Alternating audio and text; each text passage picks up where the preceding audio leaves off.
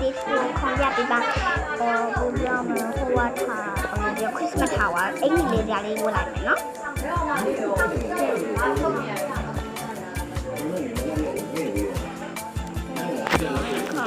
ပြင်ရေးပြမယ်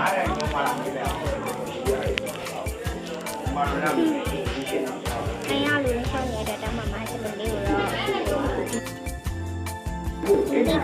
ကတော့ပါဟိုဘက်ကနေတက်လိုက်တာပေါ့အမလေးအပေါ်ရောက်ကပို့ပြီးတော့ဆင်းရဲပြီးပေါ့နော်အမလက်တော်လေးရကညတ်လို့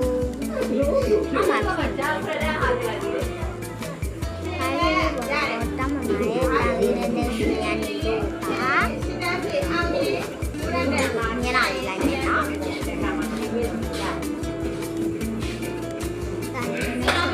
တောင်းမှာအဝါလို့จะတက်ကိုမမနောက်ခါကျရင်ဒီထာဝါလေးကိုပြန်ပြီးခေါ်ပြမယ်ပေါ့နော်အဲ့ချိန်မှာတို့ပြောတဲ့ဟာလေးတွေကိုပေါ့နော်ပြန်ပြီးလုပ်ပြပါမယ်ဒါတော့ချွတ်ချစ်တော့ခရစ်စမတ်ဆိုတော့ချွတ်ချစ်တော့ကြီးလိုက်နေကိုမခုံတတ်မှာဆိုပြီးသူများတွေကပြောနေတယ်ပေါ့နော်ကိုပြောကြတယ်ကိုကအဲ့လိုမခုံတတ်ဘူးလားဒီမှာပါတဲ့ဟာတွေခုံတတ်ဆိုလည်းမဟုတ်အဲ့ဒါစင်းရဲ့နေတော့တောင်းမှမာတယ်ဒီဟိုဝိုင်းလေးရှိရပါတော့အိမ်မှာနိုင်နေအတွက်တောင်းမှမာဒီမှာတပွဲပြီးတော့ပါပြီ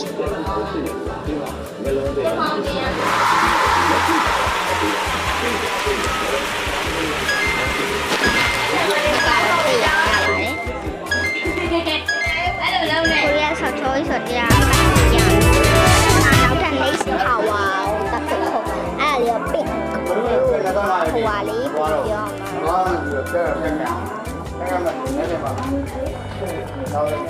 နိုင်နော်လေးအခါလေး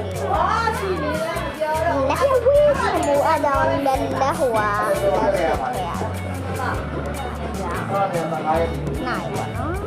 အိမ်မှာတော့အိမ်မှာဆင်းနေကိုပါအဲ့ဒါလေးမှာတောင်းပါမယ်ဒီလေးကိုလာလို့ပေါ့နော်တောင်းပါမယ်ဒီလာကြောပြုတ်ပြဒီမှာခင်းနေရန်ဖြစ်တာမဟုတ်ဘူးန